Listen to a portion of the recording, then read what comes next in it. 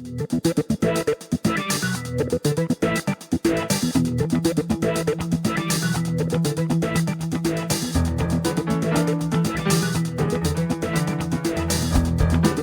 are listening to the SDSU podcast presented by the East Village Times with your hosts Andre Hagberdian and Paul Garrison.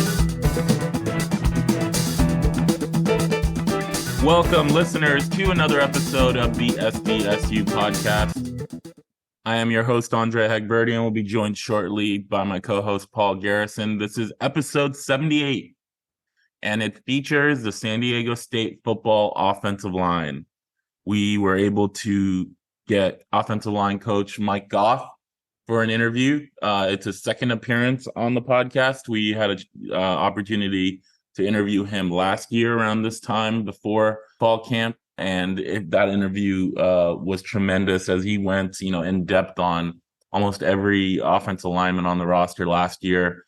The offensive line struggled in 2022, and they're looking to bounce back in 2023. They lost, several players, 2 starters, looking to replace them, plus brought in some new transfers that they're hoping to add to the competition and the mix for the starting spot. So it was a great interview. Coach, is a 12-year NFL veteran, and so he has been around the game of football for a long time, has a lot of knowledge.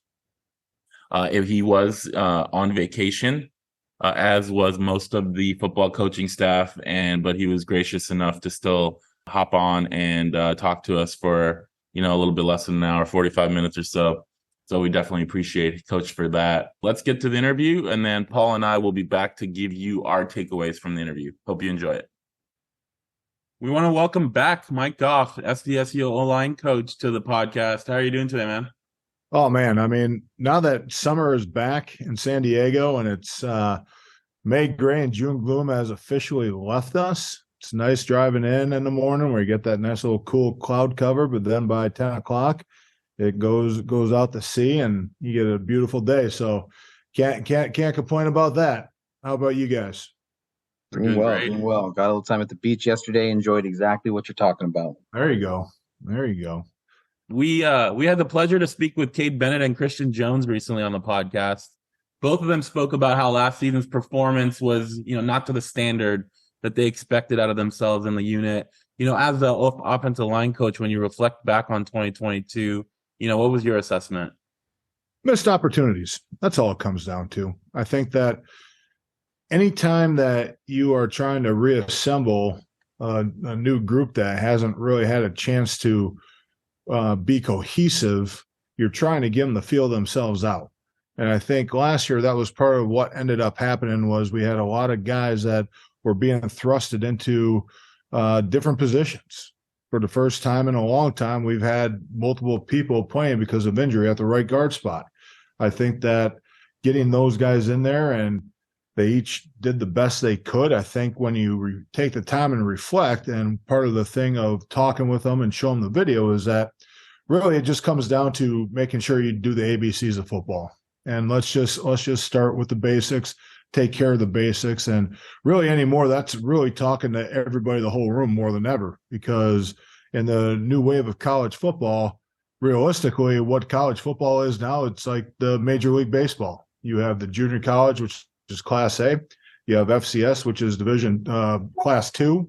You have the Group of 5, which is AAA, and then you have the Power 5s, that's majors. And anytime somebody can come up and scoop somebody up, and then the next person is going to have to be up. And I think part of the things that I did with spring was I know what Brandon Crenshaw Dixon can do in spring, but I don't know what Drew Azzopardi, Christian Jones, Joey Wright, and the rest of those guys can do. So I know that Brandon is prepared from the standpoint of having 2 years as a starter, not missing, really just missing one game. And that was even not a full game. But for me, the spring was really about making sure you try to get as many guys as reps as you can, because obviously once the season starts, they're not going to transfer and just quit the team. At the end of the season, you don't know who's staying, who's going, and the only people that you can really count on are the people that you get to transfer in, because if they decide to second transfer again, the old rule applies where they have to sit out a year. So realistically, anymore, you have no idea how it's going to be one way or another because these young men aren't signing contracts to play here. So somehow somebody wants to give them some money and they can take off. I mean, kids haven't changed. We as adults have changed the game around them. And I don't think that we really understood the gravity of what we were doing. And I think that you can't argue a kid for taking off for money. You can, especially depending on what his background is, what his home life is. That might be possibly the most money he'll ever see at one time. You don't know that. But I think that, people want to talk about the players, but it's we as adults that came up and said, hey, this is what we're going to do. So anymore, you got to make sure all your young guys are going to be ready to play because those are the ones that you're really going to be depending on because you don't know if someone like a Cade Bennett, obviously he already used his transfer, but if he didn't and he goes on and has a great year, which is what I hope for him to do, who knows if someone doesn't come and try and poach him. And we all want to say that, there's the, the rule of, hey, don't go doing that. But I mean, come on, that's been going on for years, even before NIL was even a thing. Yeah, you mentioned the inexperience on the line last year. There was a lot of procedural penalties. How much was that the inexperience plus maybe having 4 quarterback take snaps that had never taken snaps as an aspect before? Well, I think we finally, that was trial and error. And what I mean by that is, obviously, as a line coach, it's an issue, and you can only drill it so many times in practice and find different ways to come up with drills that are going to help that. But ultimately, the only thing that really curbs that is the game experience of knowing that that's what they're going to do. And I think that, as you saw as the season went on, it did get better, but those first 6 games, especially in Utah and Boise State, you got to think most of those kids have never been in that kind of environment before, and it got the better of them. And that's just one of the things that we as a staff this offseason really talked about, making sure that we know how to make sure that we can try and set ourselves up for success so it doesn't happen to be an issue. But I think that putting a bunch of young men in a different situation that they're not accustomed to, that had part of it. But I also think now one of the guys that did have that experience is now in Ohio State. And if he thinks it's loud in Boise State, wait till he goes to the big house and he goes to Penn State and those kind of places. Yeah. Now, you mentioned that the staff kind of looked at it and tried to address it. Is there anything specific that you're able to do or did differently or decided to focus on? Well, I think the big thing, I think it always helps when you huddle. I think that helps when you huddle, and we didn't go completely away from the cadence that we had before, but now there's just different ways to really just use a cadence to our advantage. And so really the words that we use, really, as I tell them, it shouldn't matter what the defense yells or barks out or moves because we know what the cadence is. So it's, again, just like how we do drills every day, you got to drill yourself that, hey, I know what the snap count is, and it doesn't matter what the defense does because they're allowed to stem. And now they're not allowed to simulate a snap count, but they still do. And that should be a penalty. But really, it's just all about making sure that they understand that we have the control because we know when the ball's supposed to be snapped. Yeah. And last spring, when we had a chance to talk to you, you were reluctant to move BCD to left tackle, but he ends up playing there the entire year. What was the ultimate reason for that decision? The ultimate reason was I needed to see Christian Jones and what he can do, and I know what Brandon can do. Again, it kind of comes back to what I hit on before, and knowing that I know that these the older guys of Cade, now Cade's even an older guy, and he's only started 1 full year, and BCD has 2 years. And I wanted to put Brandon kind of back to where I know that he really thrived, I thought, at right tackle, and we put him at left tackle just because of circumstances that happened. And I think that really putting him back at right tackle, and during practice, we throw him in at left tackle a little bit. And then really in the spring game, I like to put him in just so he got those reps against the main ones of the defense, just to make sure. But I mean, our defense is such a scheme anyway. It doesn't matter which unit you're going against on defense, you're going to get a good look and something that is going to prepare you for movement. But really the ultimate thinking was, let me get CJ really prepared. Let me get Joey Wright really prepared. Let me get Drew as a party really prepared. And we had Kyle Stanback, but because of, he had to get cleared, he wasn't able to do it. But just the time that I've gotten to work with him now, his athleticism is something that's really going to help us. And I think that ultimately, if you got 4 guys that can play both sides and you feel confident in both of them, because you never know what's going to happen. And that was ultimately CJ, when he first got here, was nothing but right tackle. So he needed to get left tackle reps, because I don't like to just say, hey, you're the left tackle and that's it. Because I think you need to understand both sides, multiple positions. If you're a guard, you should be able to snap the ball. If you're a center, you should be able to play guard. If you're big enough as a guard, you should be able to move out the tackle and get reps that way. So it's always that constant evolving, especially when you get the opportunity in spring ball to play people at different positions and brush Brandon up at right tackle, having not done it for a whole year. Sticking with BCD, obviously he's back to right tackle by the end of spring. Even Coach Hoke mentioned during spring that he could play some guard, depending on maybe how the right guard ended up. What are you expecting from BCD this year as like his 3rd year as a starter?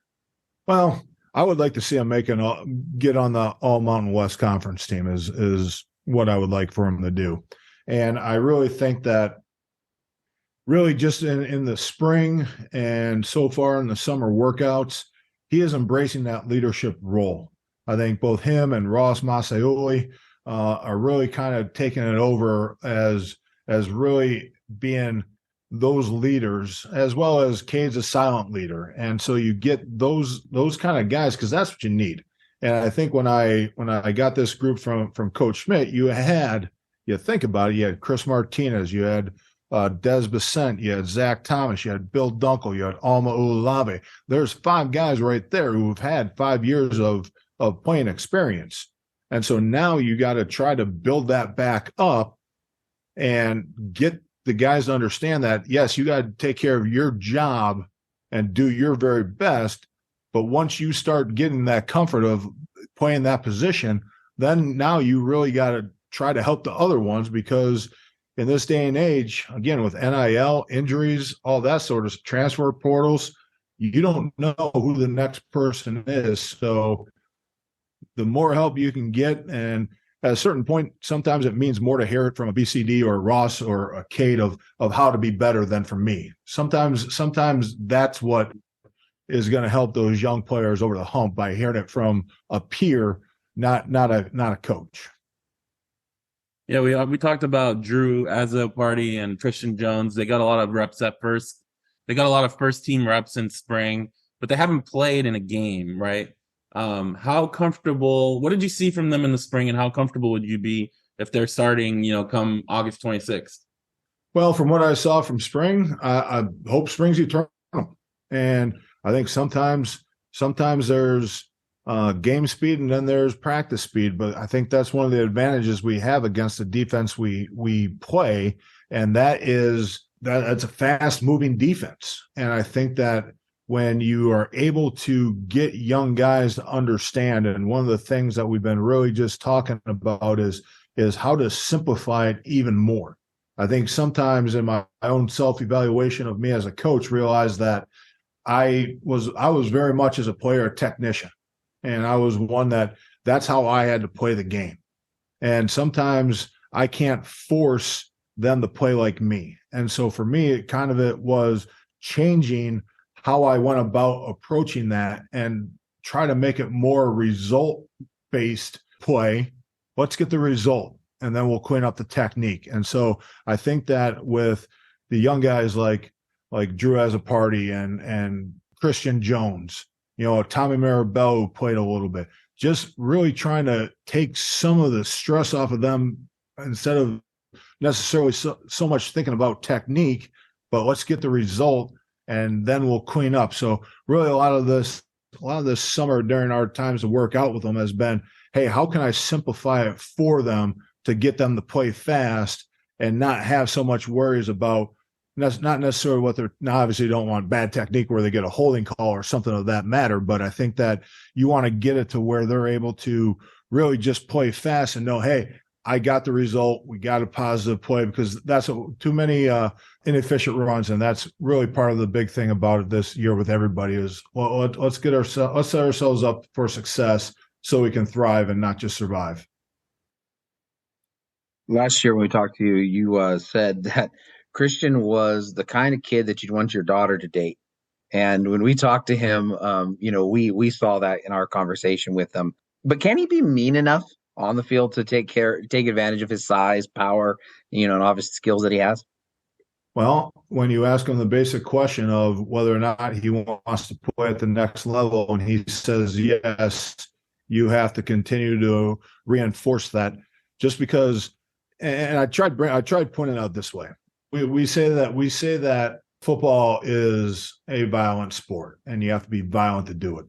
But really, it's a game of force, especially at the offensive line. It is forced under the word violence. And so instead of using the phrase, hey, Christian, I need you to be more violent, it's, Christian, I need you to use more force with your size. And so it's just a different approach of trying to get him to understand that maybe he doesn't like the word violent. I don't know.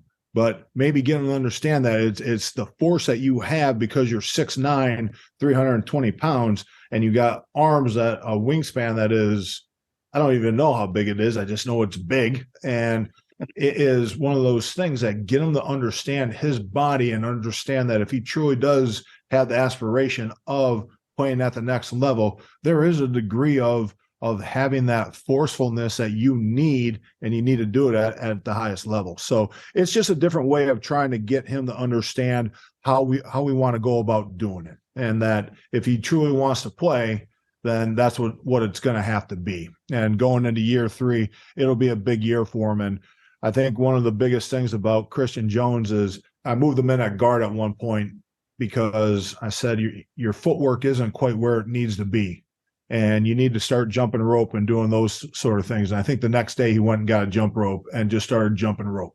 But that's the kind of young man that he is. And I think that you're going to eventually, and I think I was watching a documentary about the Bad Boys. I don't know if you guys saw that on 30 for 30. It's tremendous. And as a Bulls fan, it was painful to watch just because Bulls fan. But I think that one of the things that Bill Laimbeer said that him and Isaiah Thomas had in common was a fear of failure. And it wasn't a debilitating fear of failure. It was a driving force for them. And I think that anybody that is a true competitor has that in their DNA. Sometimes, just like a volcano, it might just be dormant, and all of a sudden you get put out there in live action. You realize, hey, there's my family's watching back up in San Luis Obispo, or my family's watching up in LA. Maybe they're in the crowd, however it is. You now have that sense of obligation, because that's how I did it. My obligation was, my family's watching this. I want to make them proud. And I think that just trying to get them to understand the different concepts of that, and instead of just saying, hey, be mean. Okay, well, what does mean mean? Well, here's what mean means to me, is using your big body to generate force to move your guy from point A to point B. I'm a Bulls fan too, but it just made the 91 sweep in the Eastern Conference Finals even sweeter. That's how I look at it. No question. And especially when you look at just how they went about doing it, and they went and got different guys in there. And I think one of the key things is that I forget which player they brought in from the Mavericks, but Bill Laimbeer set them down and said, hey, here's our culture. Here's how we do things here. This isn't a one-man show. And I think that once people understand that the offensive line is a unit within a unit, and you got to be able to work as one, even if all 5 guys go the wrong way, you might be able to make it work. But if 4 guys are going one way and 1 guy goes the other, then it can have not catastrophic. That's a bit extreme, but the results won't be positive. Last year, you spoke very glowingly of Ross Masuli. So how has his game developed? And with some of the injuries and things like that, did that set him back? And is he back on that pace where I think you describe him as being like a 10-year professional veteran is what you see his future being. Well, I think, Ross had some things, some family tragedy that happened. And I think the big thing for him is I think that kind of, I don't want to say he grew up from that standpoint, but you see a different Ross than maybe you did before. He's still the same fun-loving young man that he's a pleasure to be around, but there's that little bit of sense of, I don't want to say urgency, but just a little more seriousness to him. And I think that has helped him leaps and bounds, because I think he now is taking that different approach of, hey, you live every day, but you only die once. So I'm gonna try to make the most of it. And I think that the maturity I've seen in him since the tragedy that happened within his family has really helped him kind of brace that and realize that, hey, this is my way to do something to achieve his goal of playing in the NFL. And so you just see that little bit more of seriousness. And I think that happens a lot. You get young guys who think they have all the time in the world, but the one thing that is undefeated, or one of two things that's undefeated, is time. I think that understanding that the time is now has to be that kind of theme for us, is that we're in a great organization where you go 7-6 and reach your 13th consecutive bowl game, and that's you would think the record was opposite. And I think that's what it's like being at kind of a weird version of Alabama, where they went 9-2 and everyone was, or 10-2 and everyone was mad. You would have thought that the world was coming to an end.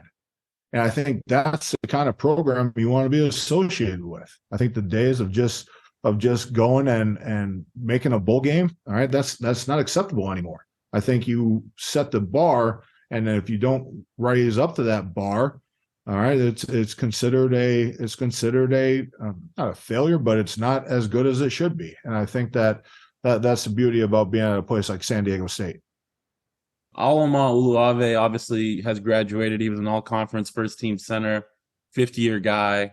We saw Tommy Mirabella get first crack at that position, but we also saw Dina Abdullah. Ross even got some snaps, Tiger U. How's the center position shaping up right now? Well, I think all four of those guys have really taken ownership of what the void you have to fill. And I think that the beauty of it is that Alma, for as great of a player he was, there were some habits that I wasn't quite able to break him out of. And so now you're kind of starting over with a blank canvas that gets to paint itself. And I think that, trial and error, we're one of those guys is going to be the starter. The other one will move into guard, and we got ourselves set up, because again, anytime you can have multiple people who can play center at a high level, that's ultimately what you want. Because I think that the left tackle position is often overlooked, the true value of the center position. And I think that when it comes down to it now, you able to find that center, like we are going to find out, because we were spoiled by having a 3-year starter in Alma, and now it's time for someone else to take the reins. And even in spring and even in the summer workouts, you could see that they were disappointed if they didn't execute the blocks the way they wanted to. And so to get them to continue to kind of go down that path of understanding that we got big shoes to fill there, they've been able to shoulder that, and we're going to get the best one that's out there. Cade Bennett told us, he was an all-conference second-team guy last year, and he told us, the thing he appreciates about you is how hard you are on him, how high expectations you have of him. And you're not afraid to tell him, you didn't do this right, or you need to do this better. Where do you think the next level is for his game? Well, I think the next level for him is we got to get your first team all conference. And same thing, I challenged Alamo after the 21 season. He made honorable mention. I said, was that your goal? He goes, no, it was to be first team. I said, all right, well let's do that then. And so what that is for Cade Bennett is same conversation. Where do you envision yourself? And if you truly want to play at the next level, I'm going to do everything within my power, because my time is done. But I know that, the NFL has blessed me and my family beyond I can't thank the good Lord enough for it. Any person who comes to play for Coach Hoke and for me in my room, if that is your ultimate goal, you have to buy in. And since Cade's been here, he has done nothing but buy in. Now, he's not the most vocal leader, but he is a guy that you just have seen how his body has changed, and how as he's maturing, he's doing things better at a higher level. And that's what you want out of Cade Bennett, is he just needs to realize from watching the film from last year, the things that he struggled with. All right, well, how do we fix that? Well, here's how we're going to fix it. And here's how we're going to try to think about how we can make ourselves be in that better position that's even going to make us even better. And so I have very high expectations for Cade Bennett, because he's a returning starter. I think that his work ethic is there. Also, he's just an awesome individual and a pleasure to have in the room. I'm glad he's here. You mentioned Joey Wright, Kyle Stanback. Joey came in with, high recruiting from a lot of schools and things like that. And I think a lot of people really placed him as somebody who would be starting by this point. Kyle Steinbach, you mentioned his athleticism, his weight, people have had questions about. Just where are those two at in their development and really pushing for that opportunity to start the season? Well, we'll start with Joey Wright. I think that Joey Wright, I've seen him move better this spring and especially this summer than I have since I've been around him. And I think for him, just kind of how we talked about Christian Jones and how you got to find that switch that you got to flip. I think the same thing could be said for Joey Wright. At a certain point, you got to realize that you've been here going on 4 years, I believe, and your time is now, and you got to flip that switch. Now, there's a difference. You can say in your brain you flip the switch, but now the results, it's got to be a result driven. And I think that kind of taking the pressure off of letting them know that, hey, man, we're going to be a result driven group. It's what we got to be. All right, get the result done, and we'll clean up the techniques, we'll clean up the fundamentals, and we'll get that going. But ultimately, what it comes down to is making sure that the results are there. I think Kyle Stanback, I think with him taking, him not getting cleared right away in spring, I think that hurt him. But I think just since he's been cleared and has been working out with the team and being able to have full clearance to be in the weight room with the guys and doing all that sort of stuff, I think he's already put on 15, 16 pounds and is getting there. And I think, again, his athleticism is a thing that's hard to teach. All right. That's one of the things that coaching, it's hard to coach people that are not athletic. You have to find a different way. And so now for him, it's just getting him caught up to speed of really understanding what we're looking for on different plays, and just had him in the room the other day. He wanted to go over some plays, so just got a chance to talk to him and really just break things down for him. And so for him, he just needs to stay the course and continue to gain weight and continue to work out hard. And you already see him filling out just in a few short months that he's been able to be cleared and be with the team. Is there anybody else depth-wise, that we haven't mentioned in this conversation that we should be paying attention to and maybe should have done our homework a little bit better on? Well, I think Dean Abdullah is a Swiss Army knife. I think he is that unique player. Got him from American River up there in Sacramento, and Coach O, who is the head coach, is also the offensive line coach. So I know that when we got him, he was a guy that was going to be tough, and he was a guy that was going to know the ins and outs of what he needed to do. But he was another guy that, again, you think about it, we got him, I think, a week before fall camp was even going to start. And I think that for him, it was trying to drink through a fire hose with all the information that you were giving him. And I think that now, after he's gone through a spring and he's been working out, his weight has been getting up, because I don't know how familiar you are with the junior college, but that's tough living down there. I mean, it's hard. It's a different way, and you get in some places where they have money that they can feed you and do all that sort of stuff, but sometimes you're left to your own devices down there. And he's just done nothing but everything you ask of him. He asks questions, he works hard, and I think that he is a guy that you feel comfortable with really being able to put him at any place.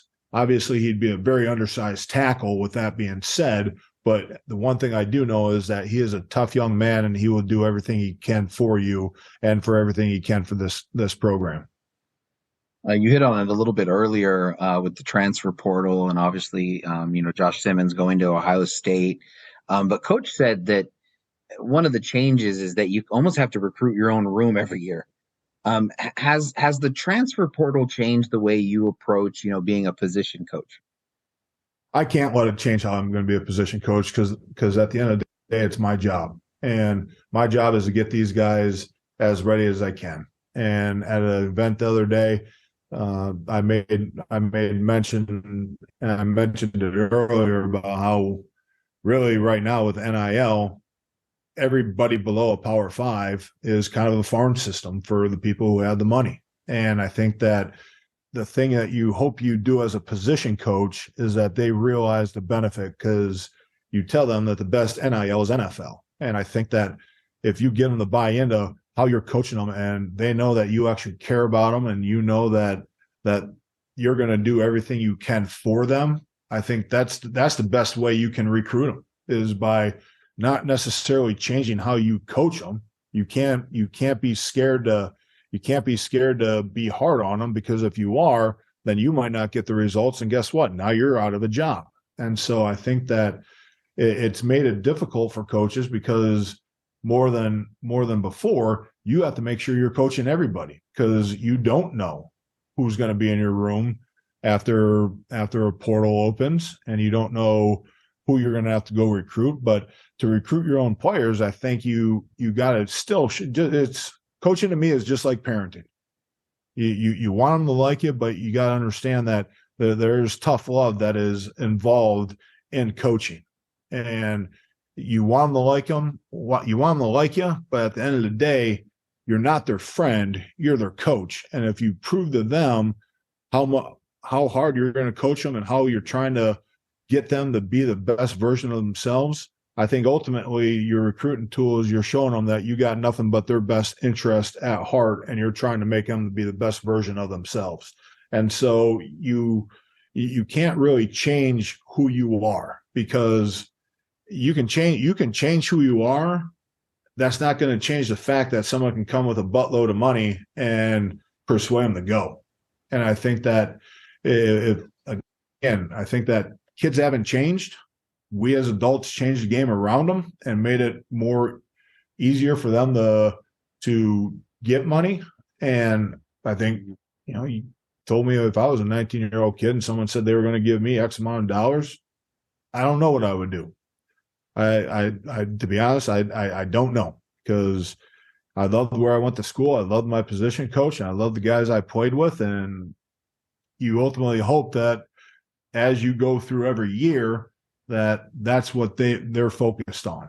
And if they're focused on truly making a bunch of money, well, the NFL is the way to do that. And if you have the potential to do it for a long time, you get a chance to set your family up for life. The offensive line has 3 incoming freshmen coming in, if not already, probably next week. Jonah Rodriguez, Briley Barron, Ryan Silver. We had a chance to talk to Ryan and Briley on the podcast earlier this year. Ryan obviously was teammates with Drew and Tiger at Sarah, so he's got that familiarity. Briley, I think we dubbed the most interesting man in the world based on all of the things that he does outside of football. It's obviously difficult for true freshmen to come in and play, but what do you expect from those guys in year one? I think that really this is the biggest class that I've brought in. And I think that what I'm excited about is I'm getting the kind of players that I think like playing the game how I like to coach it. And I think that instead of just necessarily taking guys based off of size or stars or stuff like that, you take from what you see on tape and from what you get from talking to them. And so is it hard to play as a true freshman? It is. I did it, and it was hard, but it was fun. And I think that one of those things of those 3 guys coming in, just based off of how they played in high school, there is a possibility they could play. I think that in an ideal world, you'd rather have them get that year of being able to mature a little bit and get through college, because this is their first time being away from home, first time technically being an adult where you got to do other things, i.e. laundry, make your bed, all that sort of stuff. And so you ultimately like them to just kind of have that 1 year to just kind of get adapted to what college is. But every now and again, you do find that diamond that shines. And if one of those guys proves that they're capable of being a guy in the rotation or a guy that travels for games, I can't hesitate to do that, because ultimately this is a team sport and you don't know what you're going to get until you actually see them with pads on. It's one thing to go around in just t-shirts and shorts, but I think Ryan Silver was able to be here in the first group, so he's been here since June, and so he's going to have that little bit of a leg up from Jonah and Briley from that standpoint of he understands what Coach Hall does in the weight room, what Coach Hall expects out there at the team runs, and I think that for him, he's got that little bit of an edge. Now, with that being said, I saw Jonah the other day, and he looks like a traditional San Diego State offensive lineman, and I think that is what we recruit, and he fits the part. And now again, it's just coming down and getting in front of people that are going to be bigger, stronger, faster. And whenever the question is proposed to me, I always say that going from high school to college was a hell of a lot harder than going from the NFL, going from college to the NFL, because you are literally going from a pond where you could just do whatever you wanted, because you might be going against a kid that's 16, 15. Well, now you're going against guys that are anywhere from 18 to 23, and now you have to adapt to that, and you got to understand that there's those hard knocks that are going to happen, and how you respond to those hard knocks is how you define yourself. I remember my very first one-on-one rep. This is back in the day where the incoming freshman actually had a week of two-a-days before the returning varsity even showed up. And returning varsity, very first one-on-one, Bill Lynch, who's now the defensive coordinator at Washington, who was at Fresno, as you guys probably are aware of. My first one-on-one, he ran by me. All I saw was a vapor trail. And I thought, holy crap, what the hell was that? And I realized that I had to adjust my game. So what it ultimately comes down to when you bring in those kind of young men, it comes down to how fast can they adapt to the speed and the maturity of someone that's faster. And the faster that they get the grasp of what they need to do and how they need to tailor their game to a different style, because they all have their different styles, then you really see what you're going to get out of them. Where does the overall makeup of the line currently stand? I mean, you've lost a lot of depth over the last year for various reasons, including transfer portal. I know Kyle Trombley, I believe, had a medical retirement. Are you still looking to bring in anyone in the transfer portal, or is it room set for the fall? Well, pretty much the room is set right now. And I think that when you got some transfers that you're bringing in, and you just see how the younger guys have really changed just from, we got done with spring end of March, I think. I believe that's right before we went on spring break. And you just look at how their bodies have changed from March to now. I think you do have that. You have to have that sense of, okay, this is what we're going in with. And you got to understand that, because this isn't the NFL where you can just bring someone in midweek for a tryout, and if it's better than what you got, all right, good, cool. We're going to cut that guy. We're going to sign this guy. And so I think that the overall makeup is what it is. We got a lot of guys that I think are starting to understand, because most of them I've been around with for 3 years. And I think as I'm starting to understand them individually, that was a tongue twister, that you realize that you have to tailor yourself as a coach. I GA'd for a coach at USC who, if you were a square peg, you were fitting in that round hole.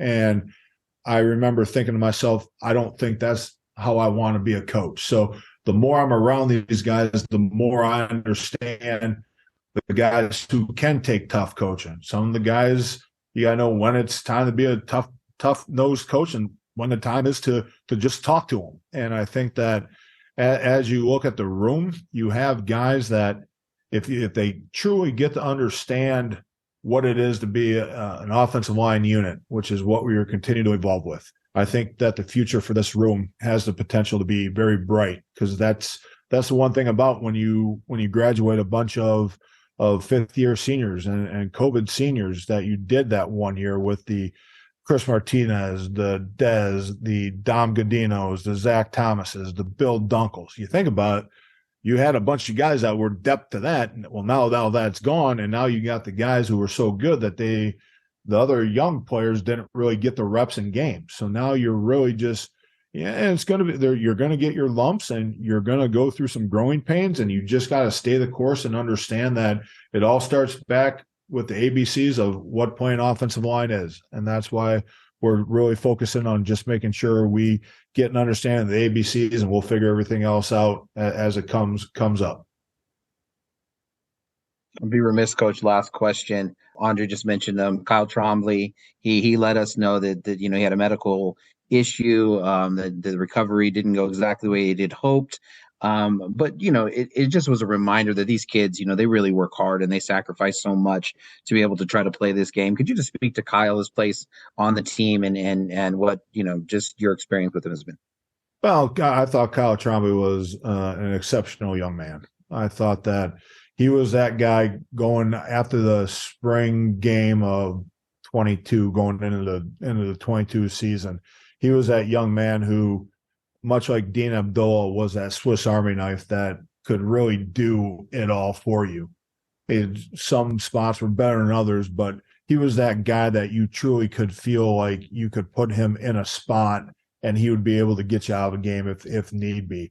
And I think when you lose somebody like that, to try to replace that is difficult, because I think Kyle wanted to play, and I think Kyle had aspirations of being that player. But unfortunately, as you guys have been covering sports for a long time, injuries happen, and some injuries are worse than others, and some injuries are very difficult to come back from. And I think he did everything he could to get to that place where he'd be able to play, and unfortunately, it just wasn't able to happen. And so, as a coach and as a dad, you feel for the kid, and you realize that some dreams end earlier than others. And I think you try to use that also as a positive to let everybody know that at a certain point, you're no longer going to be playing football. And at a certain point, your time is going to be done. And so you got to really just try to convince them. Again, I remember what it was like to be, I remember after my 10th NFL season, I thought I was going to play for 10 more. And I made two more years, and then an injury, and it just kind of was, next thing I know, I was 34 years old. Now, I don't think I hope that they all get that opportunity, but it's just an example that some people are done after high school, some people are done after college, and I think for Kyle, Kyle's a very smart, bright young man, and so I know that for him, he's going to excel in whatever he does. But when you lose somebody that is that caliber, where they were able to do so much for you and you had that trust in them, that hurts. And just to see that you're no longer playing because of an injury that just was so bad that it just wasn't able to recover, it kind of tugs on you a little bit. Absolutely. Coach, really appreciate your time. Those listening, Coach is technically on a vacation, but he took some time to be able to come and speak with us. So we really, really appreciate it, Coach. Well, guys, always a pleasure. Always a pleasure. It's a special place here at San Diego State. So anytime you guys need me, just let me know. Absolutely. Thanks, Coach. All right, guys. All right, Paul, that was our interview with Mike Goff. The second time we've had him on the podcast. Last year we had him before the fall camp around the same time, I believe, to talk about his offensive line unit. Last year was a poor year, I think, by all standards for the offensive line as they look to bounce back. What were your main takeaways about what Coach said about, the different ways he's looking to make sure the offensive line is better in 2023? Well, the first takeaway for me is the opportunity to give you kudos. I think it shows why this podcast is really important. In years past, in all the coverage of San Diego State athletics, you would get maybe 10 minutes on the radio with Coach Goff. You would get an article written by the, Union Tribune, and all those would be fantastic and they would be good, but you'd always be, I think, left wanting more. And to get 45 minutes with him to be able to go through basically everyone in the offensive line room, get detailed thoughts about what he's doing, I think just provides a level of coverage that didn't exist before. And in the articles that we would write, no matter how long we would put in there, and we would, try to go detail by detail with everything with the offensive line and our previews that, I would suggest are unprecedented when it comes to coverage of SDSU. There was still so much that you miss, even after, we include so many quotes, et cetera. And so I think that for me, the first thing that I just wanted to mention is I thought it was great. I thought he did an amazing job, as he always does. But just being able to hear his own thoughts in his own voice, at length, I think is really good. I definitely agree there, and I think that's the reason why we wanted to do this, is because this is something we wanted to hear for the last, however many years we've been following San Diego State. So as we're going through these interviews, these are things that we're interested in and we wanted to know the answers to. So that's part of it. I think there's a lot of takeaways from that interview with him. I think the one that jumps out to me is his thoughts on NIL. He kept saying, kids haven't changed. We adults have changed the game around them, talking about making NIL, more legal, I guess, in a way, something that's been happening. And, you can't argue with a kid for taking money. He didn't mention him by name, but obviously, Josh Simmons was the guy he was talking about in that regard. Not basically, saying, depending on your home life and your financial situation and your family situation, some kids need it earlier than others. The quote that, we took off, we put out a video clip, the best NIL is NFL, because, short-term money could be great. But if you really want to set yourself up for you and your family for life, being a 10-year veteran in the NFL is the way to do that. And to maximize your opportunity in college, get the best coaching, get the best playing time, get the best opportunities so that you can become a 10-year veteran might be more important to some people than, taking some money for 1 or 2 years in college and maybe not playing or maybe not developing like you would. So I thought his commentary on that was pretty intriguing. But nothing that he said that I totally disagreed with. Jumping more on the topic, I think one of the stories that we have been following with NIL is taking it from its genesis, waiting and looking to see and reporting on how it develops over time. And I thought that he gave a very good insight into how San Diego State is adjusting to NIL. Is adjusting to the reality, and it's an adjustment that is more along my philosophy of living anyway. So I liked it, but here's what he said. He said that he was a technician when he was playing, and he's moving, and I would suggest, I think I've heard very similar things with throughout from different coaches, is that they're moving to just making sure that they're results oriented. And it's not so much about getting the right technique. It's not about those sorts of things necessarily. It's first about making sure that you get the job done. And I think that that's really important, because we live in a day and age where you get a 5-year-old who shows a little bit of aptitude in anything, and you want to take her and you get her to do the techniques. Right. If she's great at sports, let's say she's great at baseball, you're going to go and you're going to have her, repeat the same stroke over and over. And you just, there's this technique that they do, and you don't necessarily take a kid and inform them why they need to do it. It's just, here is what you're supposed to do. You get a kid, wants to play basketball, okay, 1,000 shots, here we go.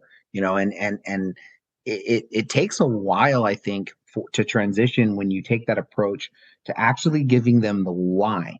Why are you doing these techniques? What's the point of it? And how many skilled players have we seen who, advance to far levels, even all off of technique? But when it comes to putting it together at the highest level, or whatever level they end up topping out at, they can't quite translate all of those skills to the actual game, because they don't have the why. They don't know that they're doing these techniques because somebody developed them who was really good at it and kind of broke down what they did, and then found a way to replicate it. And now they replicate those skills, those techniques, but it was originally taken out of somebody being really good at the actual process, actually being good at the end result. And if these players are, as Coach Goff talked about repeatedly, if their goal is the NFL, at a certain point, they got to understand the why.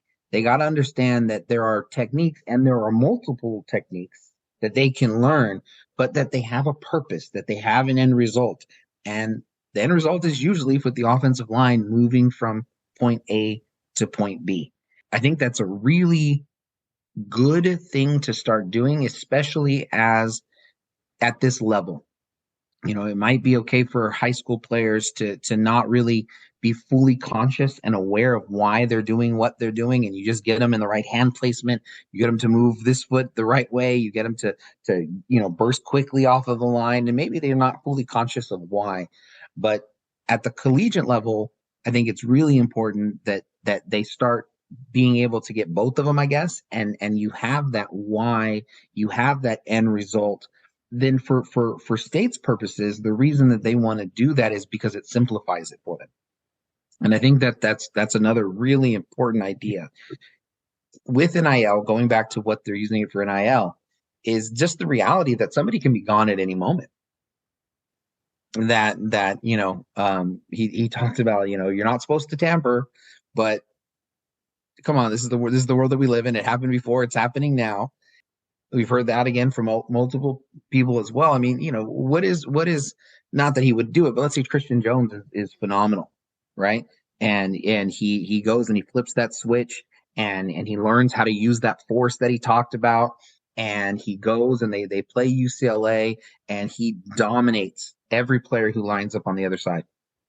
And some booster gets into his DMs and says, "I'll give you $1 million right now, and you'll be ready for next year at this time. And it won't be here. It won't be here. You can't wait till the end of the year. It's right now." And he goes and he leaves the team, and he can't enter the transfer portal window, right? Just waits. Enters the transfer portal window. He's there, gets the $1 million. Hey, and yeah, that's illegal. You're not supposed to do that. But who's governing this, right? Who's governing that's couldn't happen? And so Coach Goff says, look, at any time somebody can leave. And so every single person needs to be able to produce. And this is the reality is if before you were saying, okay, redshirt freshman year, redshirt sophomore year, I'm going to teach you the technique, and then you'll be able to understand the why that third year in. Well, now if you need everybody to produce, you got to give them that why at the very beginning. You're moving a person from point A to point B. That's it. Use the force, get it done. And then along the way, now that you understand the why, we'll show you the techniques to be able to do the why better. And I thought that flip was pretty interesting. I think talking to Coach Goff and asking him about the center position, it was at least apparent to me that there's no definite starter yet. And I think that's going to be the first step, figuring out who the starter is and who's not the starter is probably might be the starting right guard. If you're talking about Marabella and Ulugaga Maseoli. So I think that needs to be solidified before we can really move forward and say, okay, this is the offensive line, and how are they going to work as a unit? That definitely needs to be, step one of fall camp is figuring that out, because without, you mentioned, you're missing a 3-year starter. It's like painting a blank canvas. But he also said something interesting that we didn't necessarily follow up on about how Alma had some habits that he couldn't break, habits that was formed before Coach Goff got there. And I was curious as to what those were and what he meant by that. But, that would have probably been a much longer interview.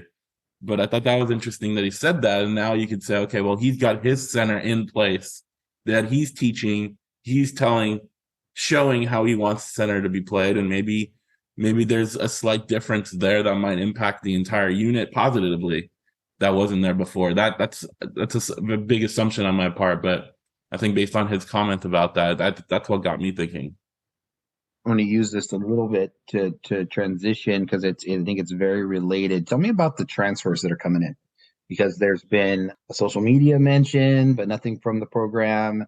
There's been rumors, there's been this, but I think you're able to report on it. Tell me about the 2 transfers who are in campus, right? So Jordan Sandlin announced on June 8th that he was transferring from Florida Atlantic.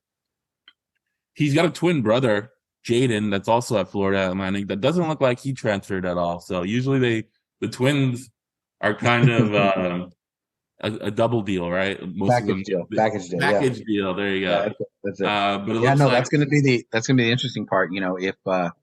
If Jordan gets beat off the edge in San Diego, right? Yeah. Does Jaden feel it across the coast at Florida Atlantic? Yeah. Yeah. But Sandlin, he spent 2 years. He was a redshirt and then a redshirt freshman. Hasn't played. He was a 3-star recruit in the class of 2021. So he'll be heading into his his 3rd year, but as a sophomore. So he'll have 3 years of eligibility left. He doesn't have a COVID year because he came in after COVID. And then the really intriguing one is Miles Murau. But he's a big dude. He played at Mater Dei in Santa Ana, part of those championship teams. Was like a top 3 center in the class of 2020. Was also like a top 3 guard on some of the recruiting sites. So there was that position versatility to play center or guard. Mm-hmm. His accolades are pretty high in that class of 2020. He just had injuries. He had a knee injury, I think his last year in high school. And then had another knee injury, I think his freshman year at Washington. Just never was able to get off the ground running. And then last year he played behind a lot of guys at Washington that were experienced. And then, this spring camp, he was hoping to kind of knock on that door and get a starting spot. And instead he was like 3rd on the depth chart, which is probably what precipitated his move to transfer. It was interesting. I think he was linked to San Diego State by some of the people I was talking to, but he's not a big social media guy. So he didn't make an announcement on social media. He didn't post a commitment, graphic or anything like that. But what I had been hearing was that he was a done deal and he would be on campus, but you never know until they actually, some second session started July 5th and he was here. So, I think is going to be intriguing. You obviously want transfers to come in the spring so they can be part of spring camp and they can get that experience and get to know the offense and get to know the teammates and get the coaching staff. These guys are coming in July. So, they might be a little bit behind the curve when it comes to, okay, can they play right away? But talent is going to trump experience. And if these guys come into fall camp and they're, beating out guys in front of them, guys around them, then I think Coach Goff is going to have to take notice, and these guys could get their chances depending on how they perform in practice. Last year, Dean Abdullah came a week before fall camp and played. He was able to work his way in there. And, I think with the emphasis of moving people from point A to point B, and this is the reason why you do it as opposed to doing it exactly the way that you're coached to do it, I think that bodes well for it. But, do you think that, without having a ton of game experience, how likely do you think it is that, Jordan Saladin is going to be able to come in and compete with, Joey Wright, Drew at the party, Christian Jones? I think he can compete because some of those guys you mentioned have even less experience or less years than Jordan Sandlin does. So now they have experience on the team in practice and the offense. But as I said, I think ultimately you can pick that up if you're smart enough as an offensive lineman and you You can pick up an offense quickly, and you can know the plays. I think he can come in and compete. Okay, moving over to Moravo. Same question. Do you think that he would be able to, obviously with that huge resume and things like that, you would assume if he's healthy that he's very talented, all of those kinds of things. But do you think that he would be able to be the center, or do you think that Ross would move over and he would be the center since he's been here, and there's more chance at guard, or can somebody in that short period of time, gain that chemistry with Jalen Maiden, etc.? I think he's got a better shot at playing right away at guard, just because that center position probably has a little bit more of a learning curve with the quarterback and with the play calling and things like that, because the center does all the checks at the line, things like that, extra responsibilities that the guards and the tackles don't necessarily have. So I think he has a better chance of stepping in and playing guard if it was this year. What's the depth chart in week 0 can flip by week 1, by week 2, by week 5, and then you factor in some nagging injuries here and there, and pieces have to be moved around. I wouldn't see an issue. I wouldn't be surprised to see him playing center at some point this year, starting at center or filling in at center during game. But if you're asking me what he has a better chance to play right away, I'd probably say right guard. Okay, no, I am, and I think as we've talked about, offensive lineman is going into their 3rd year. That should be the year where they're most ready to start playing. And unlike last year where they had guys who were in their 2nd year that were competing and they were playing, and you saw all of the issues of going and not being able to do the snap counts in places that, in Utah and in Boise State. Tommy Marabella is entering that time where, like, as a normal sequence for an offensive lineman, this is his time. This is when he's not young in that sense. Christian Jones, same thing. Like, this is his 3rd year. This is the time when, like, if San Diego State is able to compete, this is where they have to be good, right? Like, they're not going to be getting, at least not for a while, they're not going to be getting necessarily the top guys right away. Although, they've had a few top guys in the last few years. And so where they're going to have to be good is right where they're at. And so that said, I think our attention in spring was on the outside and was on all the things that were happening on the tackles, especially when you get a guy like, Drew has a party who's in the 2nd year and he's having so many snaps. But I think that as time went on, at least from Coach Hoke, the question was interior.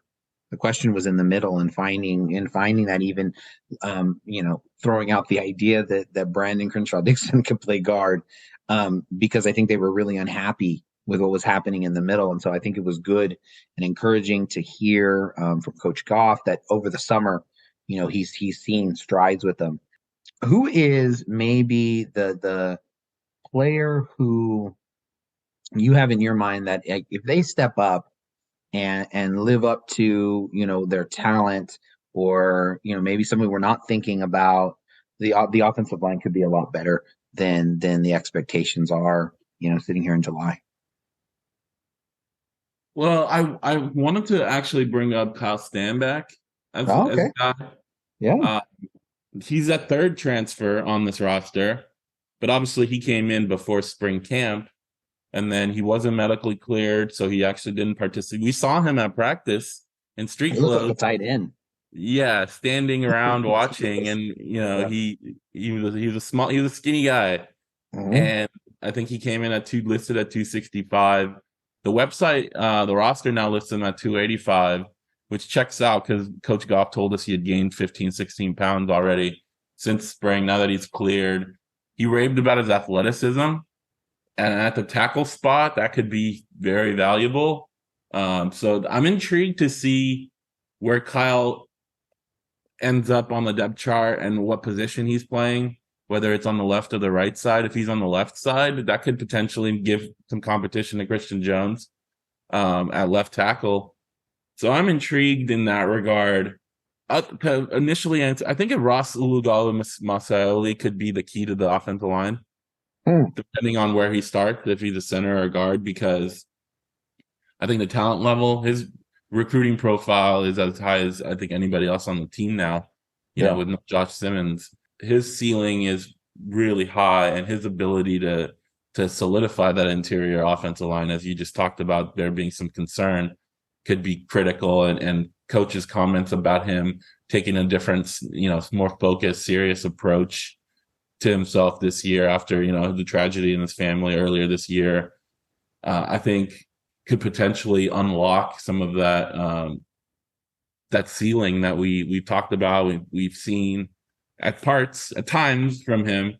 So, I think he could be the guy that truly solidifies this offensive line unit to becoming what we Aztec fans want the offensive line to be in terms of leading the charge for, a good offense. Not even a great offense, just a good offense, I think would make Aztec fans excited about this team. No, I agree. And I, as far as the everything you said, I think is spot on. I think that it's always interesting how the Aztecs will come together as a team. But I think a good offense, and they have a really good shot at double-digit wins. And getting back to that level that fringe top 25 kind of a team that is kind of the expectation now. But the guy that I think is that person who, answering my own question, is Joey Wright. Talk about good recruiting profiles, offers from SC, Arizona State, Washington State, and he came to the Aztecs, and I think that he's just at that year where it's like, well, when is it? When is it if it's not now? And I thought that Coach Goff, I really liked the way he answered the question of like where's he at? And he said, essentially that he's the kind of guy who is going to benefit from not focusing on technique, that it's just a matter of go do what you do. And so, the reason that so much of like recruiting prowess is what these guys do in shorts, right? Because it's super hard to, unless you're playing like top tier talent, it's difficult to ascertain how good you are because you're just so much bigger than everybody else that you're playing in high school, especially at the offensive line. And so he can move. He does everything that you'd want him to do in shorts. And he's athletic. Sometimes you can bottle up by trying to make your feet work this particular way. You can bottle up what somebody just has naturally, Yeah. And you can make them be thinking about where my hands are. You make me think about, how I'm supposed to be moving off of this person, as opposed to just, there's a person right there. They're going to be coming off of the other person. Just move them. And he might have the athleticism and the power just to be able to do it. And so I thought that was an interesting kind of self-reflection for Coach Goff. I think he sees the talent that's there in Joey Wright. And he said he's going to benefit from just being results based. And then he said he's has the exact same switch that needs to be turned that Christian Jones has, which is, he just doesn't play necessarily with that anger and that force or violence or whatever word is palatable to these guys. And so I think if that switch can get flipped, and Coach Goff said he's moving better this summer than he's ever seen him move since coming to San Diego State, and can be really mean, and can figure out how to move somebody, and whatever it is, it just pieces together and works. I think Joey Wright is somebody who could plug in at guard. I think he's somebody who could plug in at tackle. And I think that they would be a lot better if he can do it, because again, he's older, and he should be able to handle the noise, and the time is now, as Coach says. So that would be the person that I would answer that question for. With Joey, maybe the only drawback is just the numbers game. 5 main returners that got a lot of snaps last year, plus you factor in Azo and CJ, who got first team reps at tackle in spring. You kind of look at Joey as like that 8th guy on the offensive line, and that's not even including the 3 transfers that might be pushing up in that. So I do agree with you about what Coach Goff said about him. This is his time. It's potentially, barring injuries or anything like that, he may not get his opportunity to get on the field, depending on how the guys in front of him are doing and some of the transfers. So, I don't think that those guys are in front of which guys? him. Jones and as a party. You I don't think think that they're in front of him? I do not. Again, this is my own take on how the one of the things I was, if you're listening for things to be encouraged about, is if the coaching staff is saying great things about you, it's because they're trying to encourage you and they're wanting you to be better. If they're saying bad things about you, it's because you're good. And I think that depth chart and all of those kinds of things, I think typically they use that to send a message. And I think the message to Joey Wright is you're going to get passed by Drew as a party. You're going to get passed by Christian Jones. And look, here it is. They're in front of you, with the idea of motivating him to be better. I don't think that the gap is so big that he couldn't cross it. Mm-hmm. But I agree with you in the sense that if he doesn't, he's absolutely that eighth guy. And to be that eighth guy at his age is a big deal for him. It's a big deal because it's like, when are you going to turn this on? But I don't think the gap is that big that he won't be able to do it. The flip side of it is I think that let's say Drew as a party becomes the eighth guy. Not a big deal. He's a redshirt freshman. That's where he should be. Yeah. And but for Joey Wright, that is a big deal, even with the COVID year and getting an extra year and stuff like that, and having in that development, it's his fourth year. I mean, it's time. And I think that that the way they ordered things and the way that they ranked them on the depth chart has as much to do with saying, like, you're going to get passed up if you do not step it up, more than I think it was like, this is actually, if we were going to start a game, this is actually 100% where we're at, if that makes any sense. We've talked about last year's offensive line a lot, and I thought it was pretty funny. The only, I think, direct reference to Josh Simmons, where you can say for sure he was absolutely referring to Josh Simmons, was when we were asking about the false starts, and he said, if you had trouble in Utah and you had trouble in Boise State and you thought those were crazy, wait till you get to the big house. Wait till you get to Penn State. Yeah. And so I thought that was pretty funny. It's underappreciated. And it's not the point. And I think that's probably the reason that we haven't talked about it. As the rape allegations happen inside of San Diego State, the focus has been on the young lady, and it has been on that, and as it should be. And so talking about how, that whole situation impacted the offensive line is kind of gross. And it's just like, I don't know. And so it's a little bit it's a challenge of it, but as time has moved on, I think it's okay to be able to speak about it. I think that two of the other people who were mentioned in the civil suit, right? And there's no criminal charges, but two of the people mentioned in the civil suit, Xavier Leonard and Jonathan Harrison, who was just mentioned, added to the civil suit. I think that they expected those two guys to play last year. I don't think Josh Simmons was in their plans. I think Brandon Crenshaw-Dickson was going to be their right tackle, and Xavier Leonard probably, and maybe Jonathan Harrison was going to be their left tackle. I remember going to practice prior to some of the stuff coming out and everything, becoming sure who these people were. They would run drills, and they would do it by who their best players were. And Xavier Leonard was always their fourth or fifth person running through the drills. And then it came out, and he went from that to second team, and then obviously everything that transpired from there. And so I think that it's just an interesting part of it. Like, it wasn't NIL that made them have the depth, and hopefully nothing like that ever happens again. It's ugly. It's horrible. But it also gave them a look at like what that looks like to lose a bunch of people really quickly.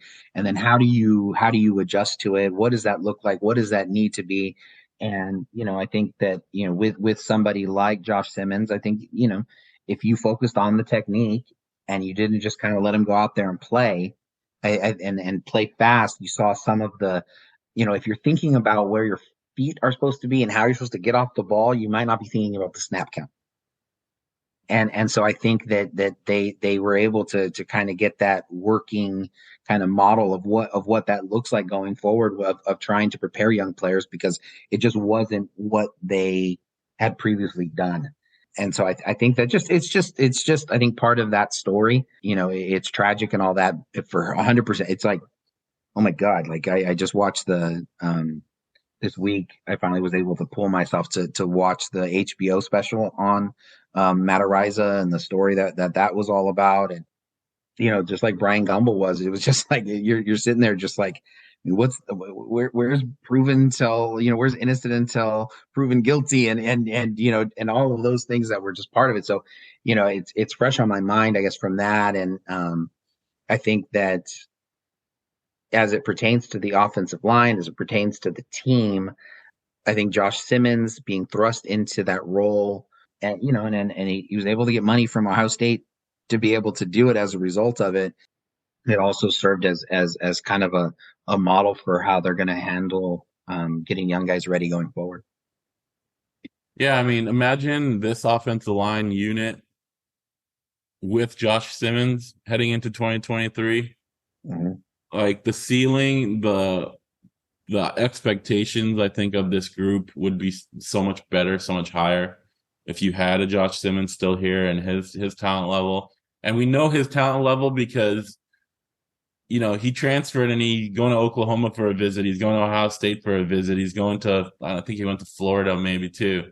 Like that's, other teams know, by saying how he was the most talented offensive lineman isn't a hyperbolic, because look at who he ended up with.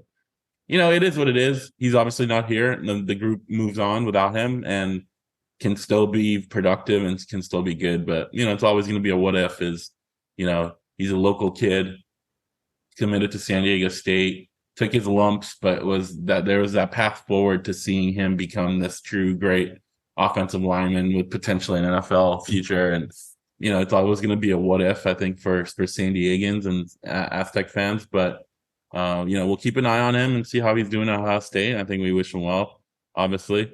But yeah, he's going to go into some really loud environments, as Coach Goff said. And to his credit, hopefully he's learned from that and has solved that problem and moved on. So we'll see. No, I agree. And Coach Goff obviously played at Iowa, so he knows a little bit about the Big Ten. But I also thought another interesting idea about the fall starts was some of the differences of huddling and how that helps you a whole bunch. Yeah. And I hadn't necessarily put that together, even though when he said it, it was like, oh yeah, that makes a whole bunch of sense. And then the other part that I thought was interesting is even after they huddled, because everything was so new, they didn't use the snap count to have an advantage for the offensive line. And so like teams were able to kind of tee off a little bit better because they knew that they couldn't vary their cadence very much because you have a new quarterback, because you have a new system, because you're huddling now, because you're doing all those things. And so I think that's another really, kind of one of those subtle things that people are going to point to, and they're like, oh man, the offensive line, they're so much better. And they're going to say, oh, they matured, or they're going to say, oh, they learned their lessons from last year. All those things will be true. The other part is that there are certain ways to be able to help yourself in those areas, and one of them is alternating the snap count, and one of them is going at different times, making sure that the defensive line can't get that great jump, and they weren't able to do that last year. And I'm really interested to see how much that plays a factor. I'm also interested to see how much the center is going to be required to call the blocking formations and all that kind of stuff, because that's not typically who does that in college. But it was necessitated last year. Obviously you had Alma, who was a veteran who wanted to do that, but you had new quarterbacks coming in who were less interested in that. And then when Jalen Maiden came over, you didn't want to give him too much. And so like what role, and it'd be a great thing to ask Coach Lindley if we get the opportunity, will Jalen have in being able to set up the blocking? How much of that with the center and the newness of the center would you want to put onto that person when it's like, no, let's snap the ball and let's block. Like, that's it. We don't need to add anything else to it. So lots and lots that's still to be determined. And because of week 0, man, we're only a couple weeks away from the start of fall camp. Pretty crazy. Yeah, Media Day, Mountain West Media Day is in Vegas at Circus Sports Casino and Resort. I don't know if is it a casino? Circus Sports. I haven't been there yet, but I've heard it's an amazing spot. And then, fall practice will start that following week, last week of July. We're waiting on the program to send out a practice schedule, and hopefully Paul and I will be able to make it out to a few. And Don, obviously, our amazing photographer, to snap some pics of the players. So it's coming 7 weeks, less than 7 weeks to the first game. So it is going to be here in no time, and I think everybody's going to be excited about it. Absolutely. And might have to do a quick one this week if there's any conference realignment news. But it was awesome to not talk about that and to just actually focus on what's happening on the field, man. So really, really enjoyed talking with Coach Goff. And, Coach, if you happen to be listening to this, thank you again for taking some time out of your vacation, because you don't get very much. So we appreciate you taking 45 minutes to talk to us. Absolutely. That's going to do it for us, guys. Thank you as always for listening. We appreciate all the likes, follows, subscribes, shares, and stay tuned for more, hopefully, interviews with some coaches and players coming up as we get into the fall season. We'll talk to you guys next time.